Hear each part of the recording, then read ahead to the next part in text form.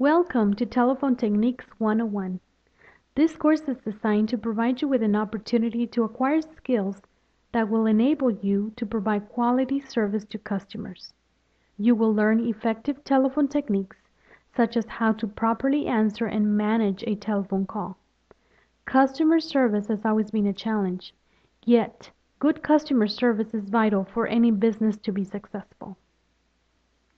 You might ask, is this course necessary? The findings found in 2009 by the National Student Satisfaction and Priorities Report, conducted by Noel Lebitz, showed that customer satisfaction continues to be an issue. Two major challenges were found. One, students were getting the runaround, and two, staff were not helpful. Reasons that may explain this poor customer satisfaction were that staff lacked responsibility, were too busy to help, or lack the knowledge needed to provide quality service. What is quality service and why is it important? Quality itself can be defined as the ongoing process of building and sustaining relationships. From a customer's perspective, customer service is a function of how well an organization meets the needs of its customers. Therefore, we will focus on quality customer service in this course. As an institution, it is important to offer the best quality service to our students, parents, faculty, and other staff. Quality service will help with recruitment and retention of students. We must remember that people just expect quality service everywhere. Your goal will be to learn effective telephone techniques in order to offer better quality service to our customers. Let's begin with Module 1, Making a Good Impression. In this module, you will learn how to answer a telephone call in a courteous and professional manner. Be aware that you have just a few seconds to make an impression, and it is almost impossible to change it. You will now study the skills required of you to make good, lasting impressions. Begin by being prepared before answering any telephone calls. Make sure your work area is always clean and that your desk is always in order, regardless if you're sharing it with other employees or not. Strive to be organized. This will help you know where your writing materials are when a caller reaches the office. Having to ask a caller to hold while you search for something to write is not good customer service. Have you ever asked a caller to repeat information such as their name or ID number? If you have, it was because you were distracted. Make sure you remove all distractions and give each caller your full and individual attention. Do not have any music on or engage in other tasks while answering the telephone. This will help you focus on the call. Another thing you want to remember is to not have any food at your desk. You may be caught in this situation where you are eating or drinking while attempting to answer a phone call. Believe me, your chewing and sipping will be heard during the conversation, and this is not a good impression. Now, let's not forget that it is important to know how to use the telephone before you attempt to answer any phone calls.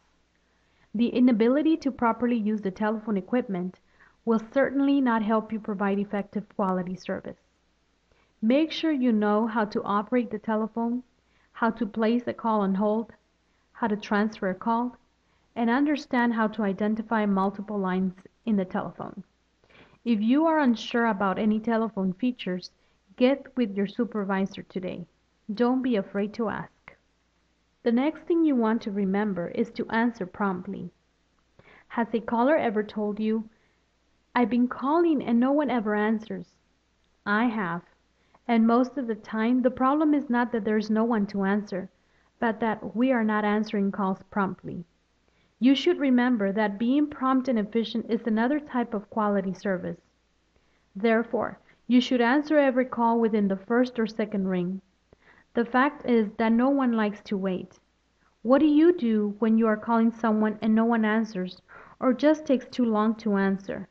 I am certain you hang up. Well, our customers will do the same. Therefore, be prompt to answer a telephone call.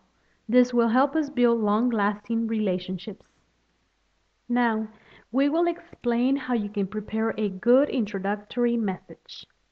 You start with a friendly greeting. Telephone greetings are critical to leaving a good impression.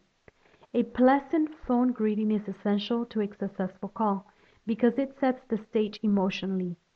You begin a greeting by saying, "Good morning," or even "Happy holidays." Whatever your phone greeting, it needs to be sincere. You want the greeting to be natural and not just a routine. After your initial greeting, you should remember to identify the institution and office.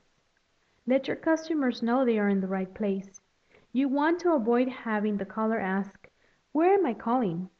You may think the caller should note what number they just dialed, but what if they dialed the wrong number? Has this not happened to you before? Don't forget to identify yourself by name, because it is a sign of authority. Stating your name also implies that you are accountable. It creates a personal touch with the caller. Putting a name to the face behind the receiver is good customer service. Your greeting should be brief and professional, and should sound something like this.